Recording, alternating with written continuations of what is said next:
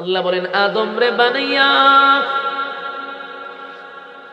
নূরের তৈরি ফেরেশতাদের কি বলছি, দে আমার আদম রে সেজদা দিছে। সব ফেরেশতারা সেজদা দিছে। সেজদা দেওয়ার মানে কি? আল্লাহ ফেরেশতাদের চেয়েও মানুষের সম্মানটা সেজদার মাধ্যমে বাড়ায়া দিছে। কথা কি বুঝতেছেন? লড়াইছেন প্রথম দিকে? ঠিক আছে, লড়াইয়েন না। নূরের তৈরি ফেরেশতাদেরকে দিয়া সেজদা দেওয়াইছে কারে? মাটিরে। তাহলে এখন সম্মানী কে? সেজদা যারে দেয় সে দামি না যে নেয় তারে দামি? যে দেয় সে দামি না, যারে দিছে সে দামি। তো মানুষকে তো সেজদা করছে ফেরেশতা, তো দামি কে? আরে মাথা মুড় হইলে যা সমস্যা, এরপরও বুঝে না। তুই নূরের সম্মান বাড়াইতে গিয়া তো সব বনস করে লিছিস। কারণ মাটি সেজদা দেয় নাই নূরে। এক সমস্ত নূরের তৈরি ফেরেশতারা মানুষকে সেজদা দিয়া আল্লাহ মানুষের সম্মান বাড়ায়া দিল, মানুষের ইজ্জত সম্মান আল্লাহ বাড়ায়া দিল। যদিও মাটি দিয়া বানাইছে, কিন্তু আল্লাহ কয় সৃষ্টির শ্রেষ্ঠ বানায়া দিলাম। কেন রে? আল্লাহ মানুষকে সৃষ্টির শ্রেষ্ঠ বানাইল। এখানেও আমাদের বোঝা দরকার, মানুষকে আল্লাহ সৃষ্টির শ্রেষ্ঠ কেন বানাইল। আল্লাহ বলে বান্দারে একটু বুঝার চেষ্টা করো। চোখ কিন্তু গরু ছাগলেরও আছে, কান গরু ছাগলের আছে, মুখ গরু ছাগলের আছে, খানা গরু ছাগলে খায়, পায়খানা প্রস্রাব গরু ছাগলও করে, সব ঠিক আছে, কিন্তু মানুষের সম্মান কেন? আল্লাহ কয় লাহুম কুলুবুন লা ইয়াফকাহুনা বিহা ওয়া লাহুম আ'য়ুনুন লা ইউবসিরুনা বিহা ওয়া লাহুম আযানুন লা ইয়াসমাউনা বিহা। আল্লাহ বলেন চক্ষু দিলাম দেখার জন্য, কান দিলাম শোনার জন্য। যেই কান আমি চতুষ্পদ জানোয়ার কেউ দিছি, যেই চোখ আমি চতুষ্পদ জানোয়ার কেউ দিছি, বান্দা তোরেও দিছি। এই জন্য তুই দামি না। আল্লাহ কয় আরেকটা নিয়ামত তোরে বেশি দিছি, এটা হলো তোরে বোঝার ক্ষমতা দিছি, ভালো মন্দ বোঝার ক্ষমতা তোরে দিছি। আমি ভালো মন্দ বোঝার ক্ষমতা ফেরেশতাকে দেই না, আমি ভালো মন্দ বোঝার ক্ষমতা কিন্তু গরু ছাগলে দেই নাই। বান্দা ভালো মন্দ বোঝার ক্ষমতা আমি আল্লাহ তোরে দিছি। মানুষকে রব্বে কারীম ভালো মন্দ বোঝার ক্ষমতা দেওয়ার কারণে মানুষ সম্মানী হয়ে গেল, মানুষ সৃষ্টির শ্রেষ্ঠ হয়ে গেল। তাহলে বোঝা গেল মানুষের মধ্যে একটা গুণ হলো ভালো মন্দ বোঝার ক্ষমতা। কথা হয় না? এই জন্য মানুষ সৃষ্টির শ্রেষ্ঠ হয়ে গেল রে যুবক ভাইরা। আল্লাহ রব্বুল আলামিন বলেন সৃষ্টির শ্রেষ্ঠ করার আরো কিছু কারণ ছিল। এটা হলো বান্দারে গরু ছাগলকে আমি জিকিরের জন্য, ইবাদতের জন্য আমি বানাই নাই। চতুষ্পদ জানোয়ারকে আমি ইবাদতের জন্য বানাই নাই, কিন্তু মানুষকে আমি আল্লাহ বানাইছি ইবাদত বন্দেগী করার জন্য। গরু ছাগল খায় কিন্তু ইবাদতের জন্য না। চতুষ্পদ জানোয়ার খানা খায়, ঘুমায়, সব ঠিক আছে, কিন্তু ইবাদতের দায়িত্ব তাদের মাথার উপরে না। শুধুমাত্র কেবলমাত্র মানুষ ইবাদত করে, এই জন্য আল্লাহ তার সম্মান আর মর্যাদা বাড়ায়া দিছে। এখন আসুন, এই সম্মান আর মর্যাদা মানুষকে দেওয়ার পরে আল্লাহ কেন রে এই মানুষটারে আবার চতুষ্পদ জানোয়ারের চেয়ে নিকৃষ্ট বলল? যেই মানুষের এত সম্মান এত মর্যাদা, আমার আল্লাহ বলেন আসমান জমিন সূর্য চন্দ্র বানাইতে আমার 6 দিন লাগছে, অর্ডার দিছে, হয়ে গেছে। কিন্তু মানুষ হাত দিয়া মাপলে 3.5 হাত। এত দুর্বল একটা জাতি, এটারে বানাইতে আমার আল্লাহ 6 দিন নয় গো, 6 মাস না, 6 মাস না, 10টা মাস 10 দিন লাগাইয়া সময় নিয়া নিয়া মানুষে আল্লাহ বানাইছে। তাড়াহুড়া করে নাই আল্লাহ, বানাইল তাড়াহুড়া করে বানায় নাই। ধীরে ধীরে বান্দারে বানাইছে। আল্লাহ কয় আমার কুদরতি হাত তোর মাথায় লাগাইছি, তোরে এত সম্মান দিছি আমি। এরপর আল্লাহ বলেন তোর সৌন্দর্যের বর্ণনা আমি আল্লাহ নিজে করছি, একবার দুইবার না, 4টা কসম কাটছি। জুড়ে জুড়ে কোন সুবহান। 4টা কসম কাটছি তুই সুন্দর এই কথাটা বলার জন্য। তিন ফলের কসম, জৈতুন ফলের কসম, তুরে সিনিনা সিনাই পর্বতের কসম, ওয়াহাযাল বালাদিল আমিন পবিত্র মক্কা নগরীর কসম। 4টা কসম করে আমি আল্লাহ বললাম তোরে সুন্দর করে বানাইছি, তোরে সুন্দর করে বানাইছি। লাকাদ খালাকনাল ইনসানা ফি আহসানি তাকওয়িম। মানুষ তোর চেয়ে সুন্দর আমি আল্লাহ কাউরে বানাই নাই। ছেলে যদি সুন্দর হয়, মেয়েরা হয় না ফেরেশতার মতো সুন্দর। আর মাইয়া যদি বেশি সুন্দর হয়, ছেলেরা হয় ফুরির মতো সুন্দর। ঠিক নেই? অথচ ফরিও নাই কোরআনে, ফেরেশতাও নাই কোরআনে। তুই কেন রে কোথার থেকে পাইলি এই কথা?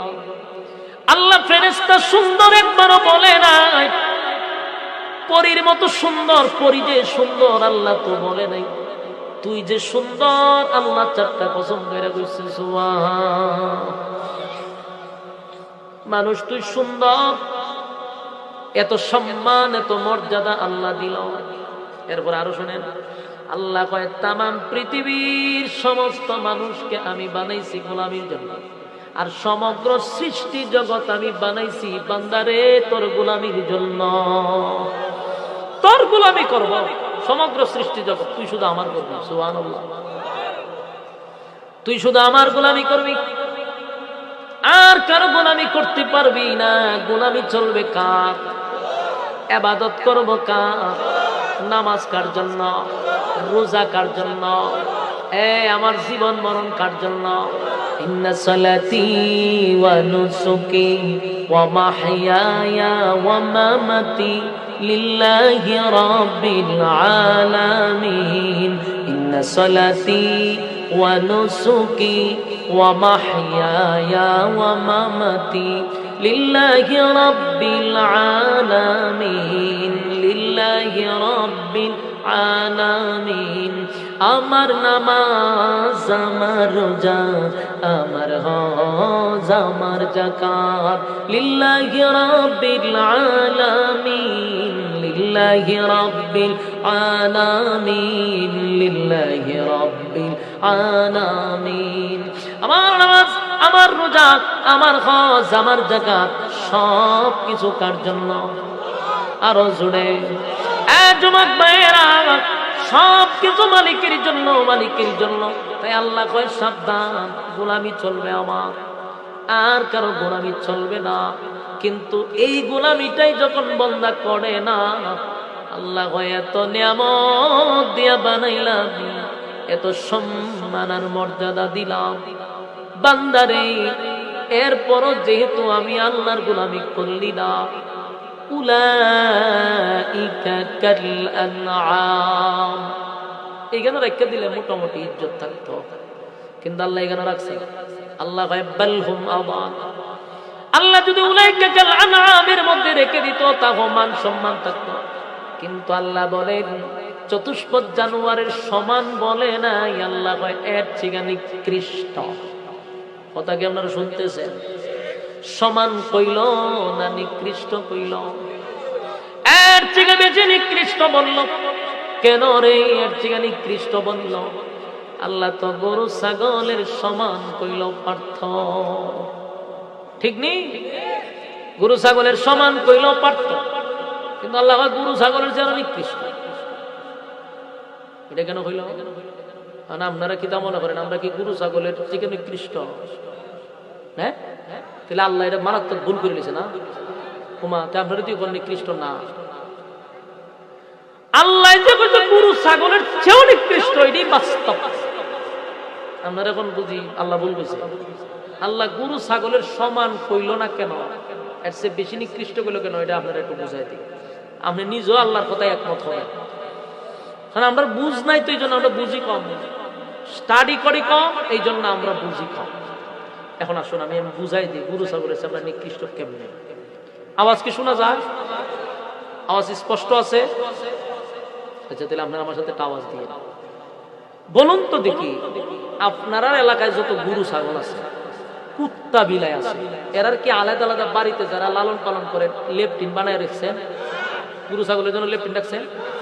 কুত্তা বিলাই লেগে লেপটিন নাই, তাহলে এরা পায়খানা বছরটা করে করবে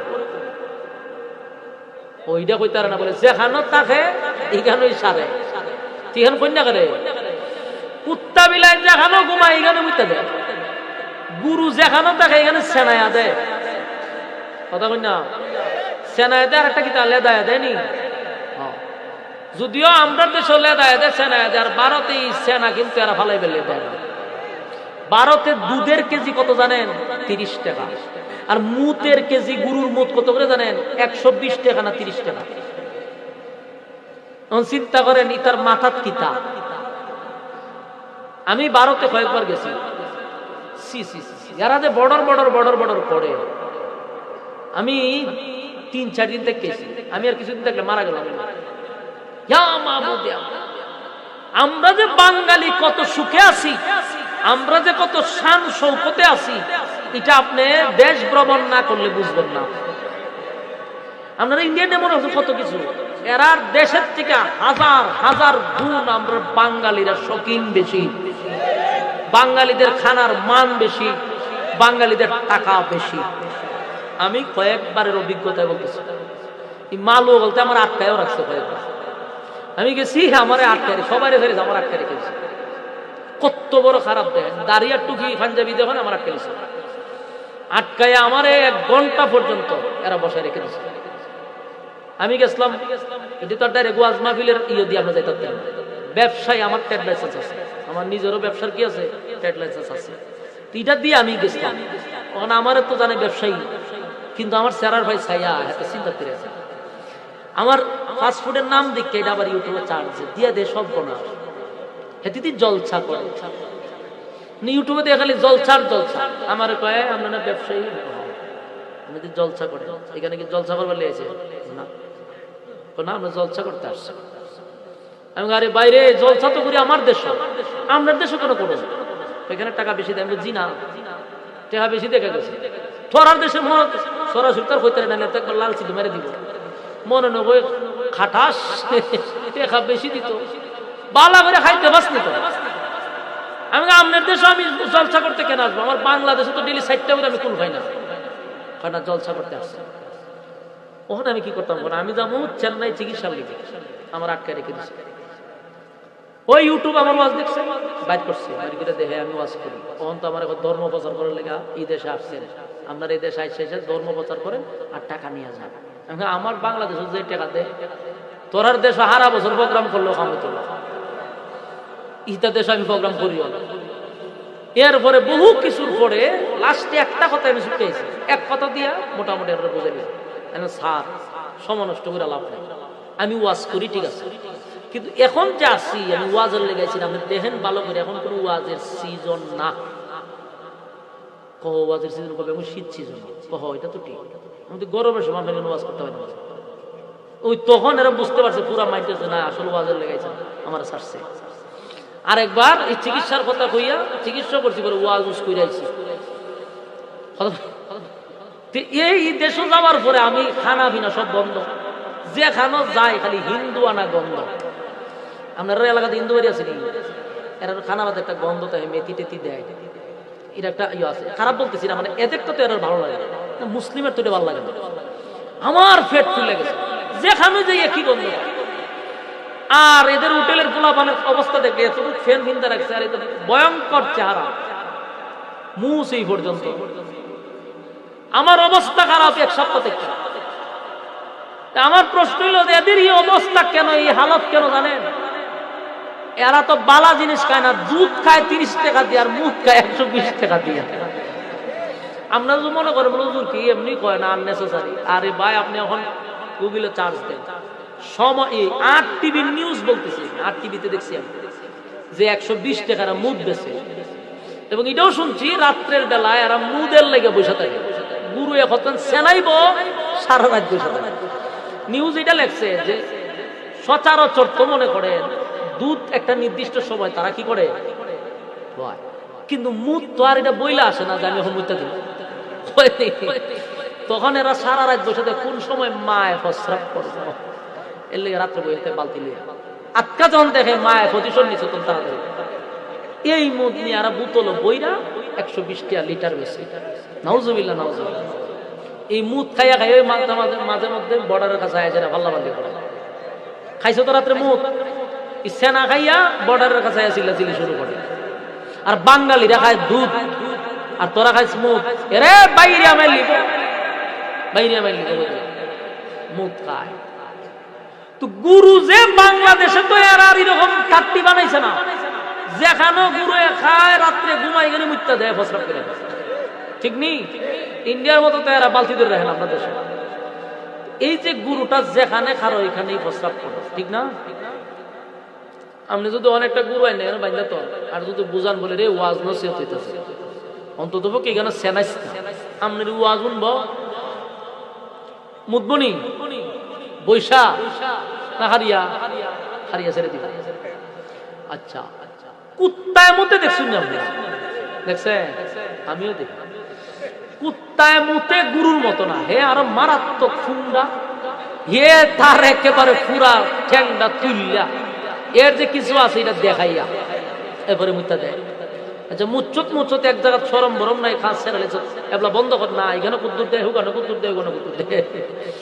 আর মুতে যে নেশা জায়গা না, হে মাটি আগে পরীক্ষা করে, পরীক্ষা নিরীক্ষা কইরা পরে ওই উষা জায়গা ওয়ালক মেরে দেয়। আচ্ছা পঞ্চান হে কি সরম বরম বুঝে 10 জন লোক কার রয়েছে এই কাম করলিছে, তাহলে কি বুঝা করছে নি?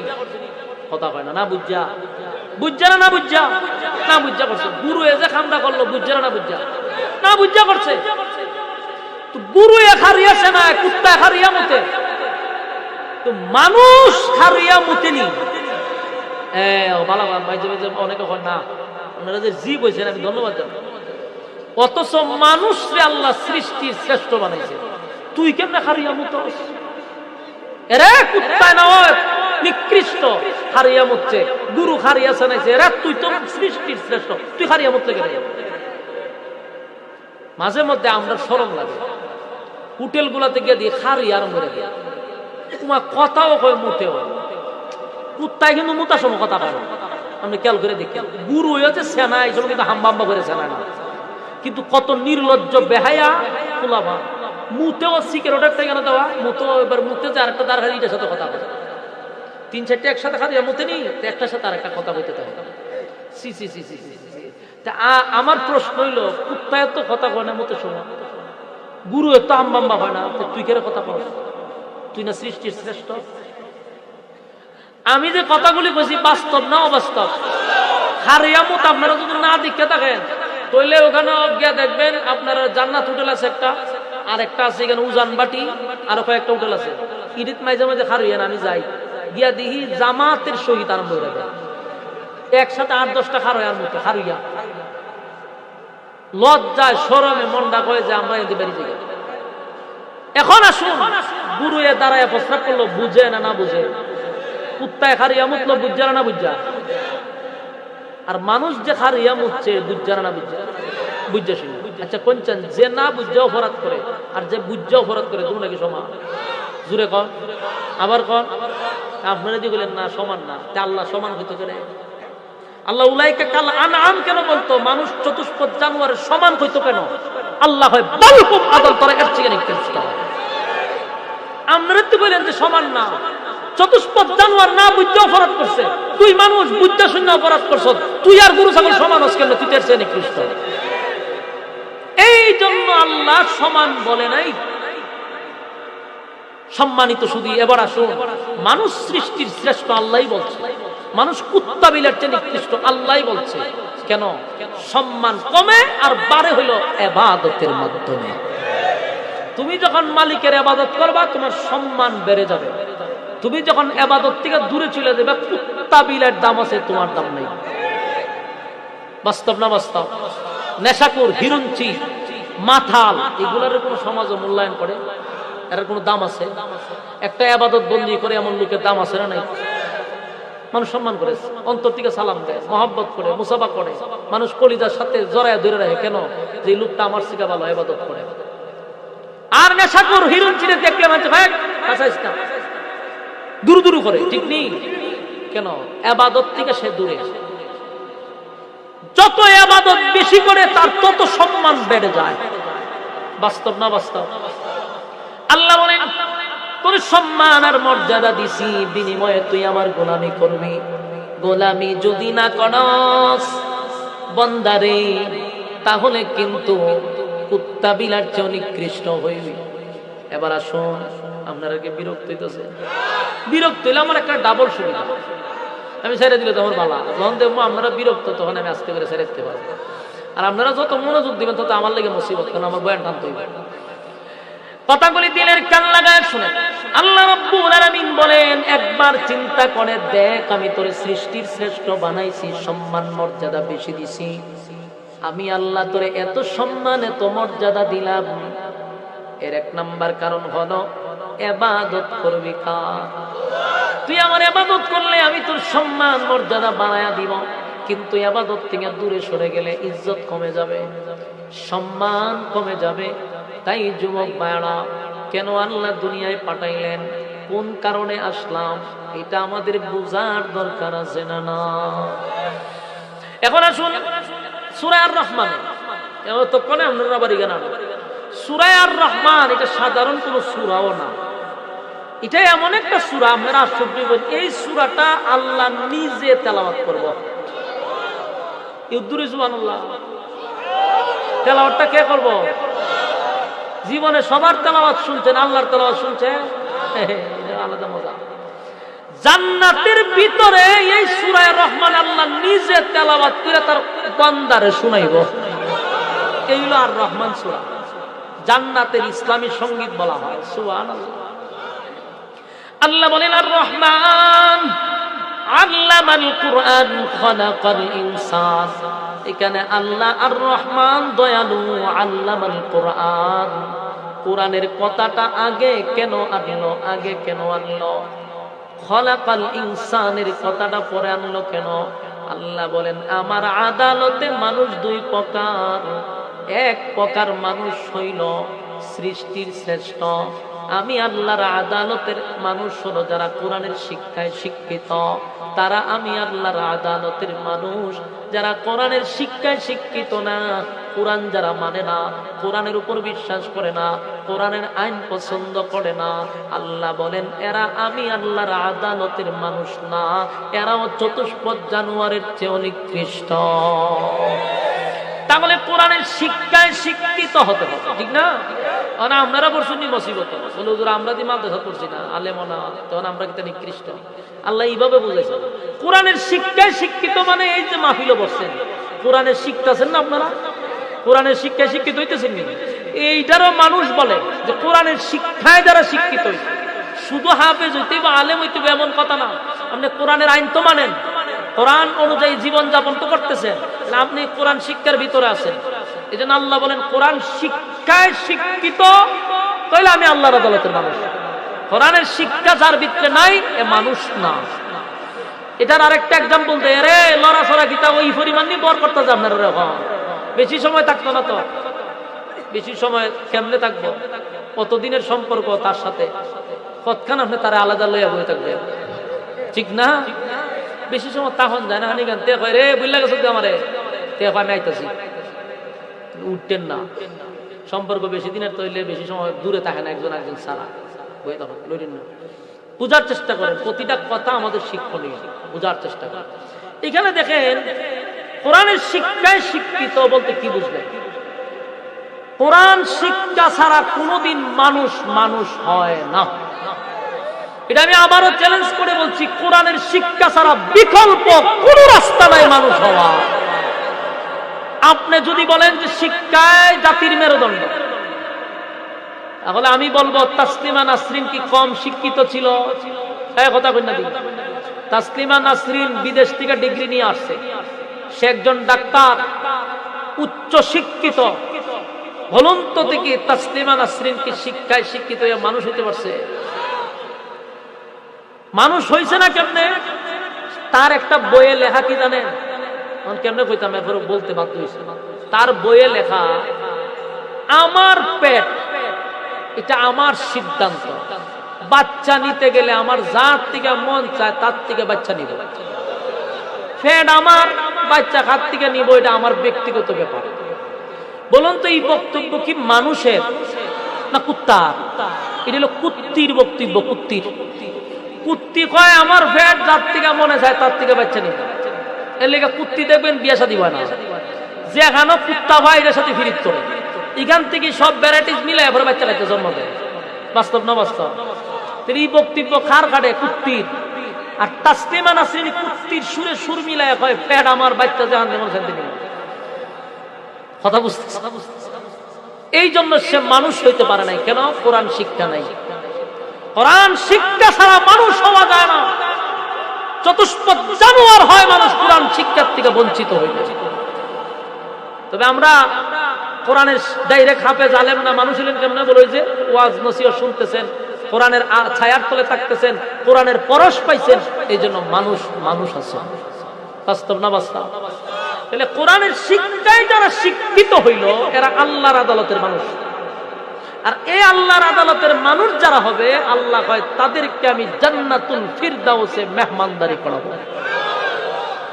ইন্নাল্লাযীনা আমানু ওয়া আমিলুস সালিহাতি কানাত লাহুম জান্নাতুল ফিরদাউসি নুজুলা। আল্লাহ বলেন নিশ্চয় যারা ঈমান আনলো, নেক আমল করলো, তাদেরকে আমি আল্লাহ জান্নাতুল ফিরদাউসে মেহমানদারি করাবো। সুবহানাল্লাহ। মেহমানদারিও সাধারণ কোনো মেহমানদারি নয় রে। জান্নাতীরা যখন জান্নাতের ভিতরে যাবে, জান্নাতের নাজ নিয়ামত পাওয়ার পরে জান্নাতীরা আনন্দে আত্মহারা হয়ে যাবে। এত নিয়ামত আল্লাহ যা বলছিলেন তার থেকে বেশি ভায়া লাইলাম। আপনি বলছিলেন 97 গুণ বেশি পাইলাম, আপনি বলছিলেন 3 ভাগের আলোচনা, কিন্তু 97 গুণ আমি বেশি পাইলাম।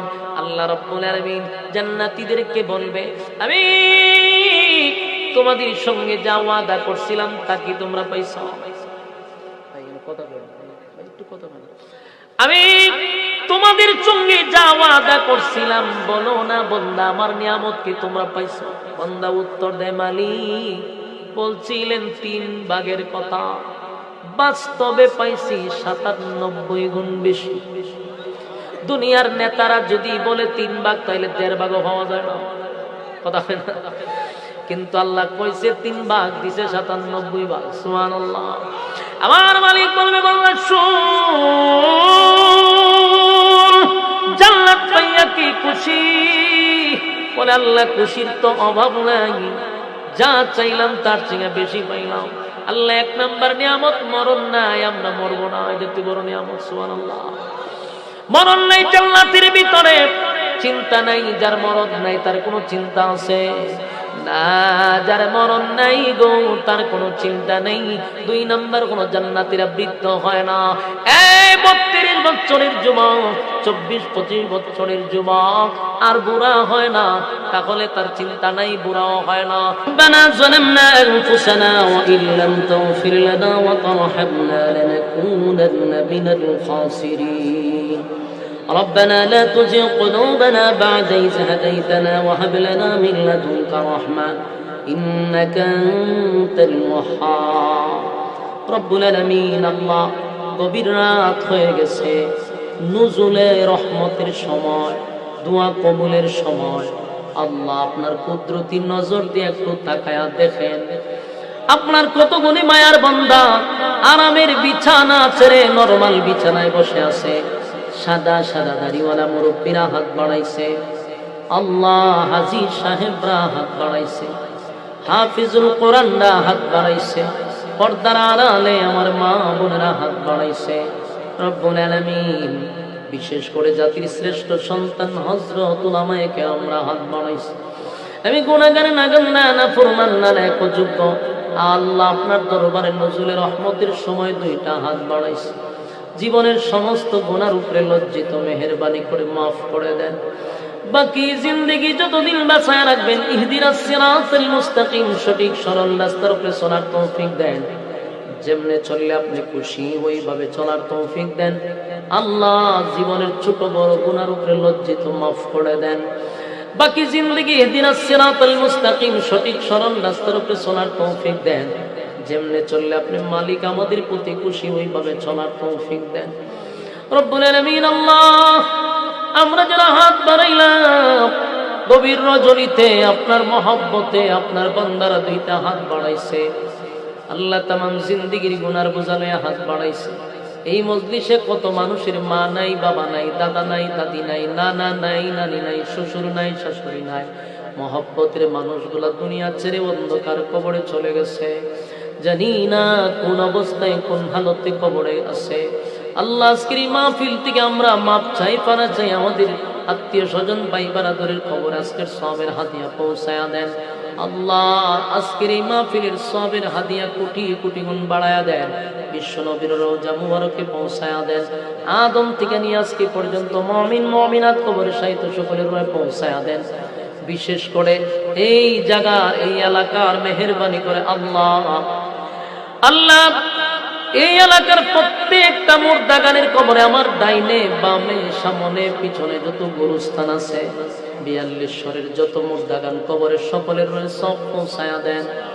আল্লাহ যারা দুনিয়াতে নাই, বিশেষ করে আজকে এই মাহফিলটা যাদের উদ্দেশ্যে এবং যাদের রুহের মাগফিরাত কামনায়, আল্লাহ শহীদ মীর মুস্তাফা, আল্লাহ শহীদ মীর মাহফুজুল হক মুগ্ধ, আল্লাহ মুগ্ধ ভাই দুনিয়ার থেকে বিদায় হয়ে গেছে। আল্লাহ শহীদ মুগ্ধ রুহের মাগফিরাত কামনা আজকের এই মাহফিল। আল্লাহ মুগ্ধর মা বাবা আত্মীয় স্বজন যারা আছে মেহেরবানি করে তাদেরকে ধৈর্য ধারণ করার তৌফিক দেন। আল্লাহ টকবক একটা যুবক শহীদ হয়ে গেল, আল্লাহ মা বাবার সেই ধৈর্য আপনি ধরার তৌফিক দিয়া দেন। আজকের এই সব মুক্তের কবরে পৌঁছায়া দেন। আল্লাহ আমরা সবাই এই মাহফিলের পক্ষ থেকে মুগ্ধর জন্য মাফ চাই, পানা চাই, আপনি মাফ করেন। মুগ্ধের কবরটারে জান্নাতের উচ্চ মাকাম দান করেন। আল্লাহ এই এলাকার কত মুর্দাগান কবরে শায়িত, আজকের এই সবের একটা অংশ এলাকার মুর্দাগানের সব কবরে পৌঁছায়া দেন। আল্লাহ আমরা যারা হাত বাড়াইলাম আমাদের মধ্যে আমাদের মা বাবা দাদা দাদি নানা নানি যারা বেঁচে আছে তাদের হায়াতে আমলে আপনি বরকত বাড়ায়া দেন, খেদমত করার তৌফিক দেন। আল্লাহ এখানে অনেক মানুষ কত আশা লইয়া হাত বাড়াইছে, কে কোন আশা লইয়া হাত বাড়াইছে আমি জানি না। মেহেরবানি করে প্রত্যেকের দিলেন নেক বাসনা পুরা করেন। আমার এক ভাই আমার কাছে দোয়া চাইছে, আল্লাহ শানদার এক ভাই দোয়া চাইছে, তার ভাইটা দুনিয়ার থেকে কিছুদিন আগে চলে গেছে, নিজেও অসুস্থ হয়ে গেছে। আল্লাহ ওনার ভাইয়ের কবরে আজকের সবের হাদিয়া পৌঁছায় আনেন। আল্লাহ ওনার শিফায়ে কামেলা আজেলা দান করেন। রব্বুল আলামিন আমরা যারা হাত বাড়াইলাম মাবুদ গো, কত মানুষ কত আশা লইয়া হাত বাড়াইছে, প্রত্যেকের দিলেন নেক বাসনা পুরা করে দেন। আমাদের গুনার কারণে আপনি আমাদের প্রতি রাগ কইরেন না, গুনার কারণে আমাদের প্রতি অভিমান কইরেন না, গুনার কারণে আল্লাহ অভাব দিয়েন না। আল্লাহ আমাদের অভাব অনটন আপনি দূর করে দেন। আল্লাহ আমরা যারা ঋণগ্রস্ত আছি ঋণ থেকে মুক্তি দেন। আল্লাহ ব্যবসায় বরকত দেন, কামাই রোজগারে বরকত দেন। আল্লাহ আমাদের গুনার কারণে আপনি বড় বড় রোগ বেমার দিয়েন না, ক্যান্সার প্যারালাইসিস আল্লাহ কিডনি গুলা নষ্ট করে দিয়েন না। যতদিন বাঁচায় রাখবেন ইহদিনাস সিরাতাল মুস্তাকিম, সঠিক সরল রাস্তার উপরে চলার তৌফিক দেন। বিশেষ করে আল্লাহ এই মাহফিলটা যারা করছে টাকা দিয়া, পয়সা দিয়া, বুদ্ধি দিয়া, শ্রম দিয়া, আপনার তো জানার বাকি নাই। প্রত্যেকের টাকা পয়সা যারা দিয়া সাহায্য সহায়তা করছে, বুদ্ধি দিছে, পরামর্শ দিছে, আল্লাহ প্রত্যেকের ব্যবসা বাণিজ্য কামাই রোজগারে বরকত দেন। রাস্তাঘাটের অ্যাক্সিডেন্ট বালা মুসিবত থেকে হেফাজত করেন। দুনিয়া আখিরাতের সম্মান ইজ্জত আপনি দান করেন। রব্বুল আলামিন আমরা যারা হাত বাড়াইলাম খালি হাতে ফিরায় দিয়েন না আল্লাহ, খালি হাতে আপনি ফিরায় দিয়েন না। জিন্দেগির গুনাহ মাফ করে বাড়ির দিকে পৌঁছায়া দেন। আল্লাহ আমাদের এতগুলা আবদার যা বললাম যা শুনলাম আল্লাহ মেহেরবানি করে আপনি কবুল করে নেন। আমার কাছে অনেকেই দোয়া চাইছে, আল্লাহ আমার আরেক ভাই এখানে আল্লাহ ব্যাংকে চাকরি করে ভাই আমার কাছে দোয়া চাইছে বাচ্চা কাচ্চার জন্য, ছেলেটা হাফেজ হয়ে গেছে, আল্লাহ উনিও দোয়া চাইছে। দুনিয়ার সমস্ত ফিতনা ফাসাদ থেকে আপনি হেফাজত করেন আল্লাহ, দুশ্মনীর থেকে হেফাজত করেন। প্রত্যেকটা মানুষ যেই আশা নিয়ে আপনার দরবারে হাত বাড়াইছে, মা বোন সহ প্রত্যেকের দিলের নেক বাসনাটুকু আপনি পুরা করে দেন। যা বললাম যা শুনলাম নবীজির জুতার ধুলার বরকতে দুয়ারে কবুল করেন। সুবহান রাব্বিকা রাব্বিল ইজ্জাতি আম্মা ইয়াসিফুন ওয়া সালামুন আলাল মুরসালিন।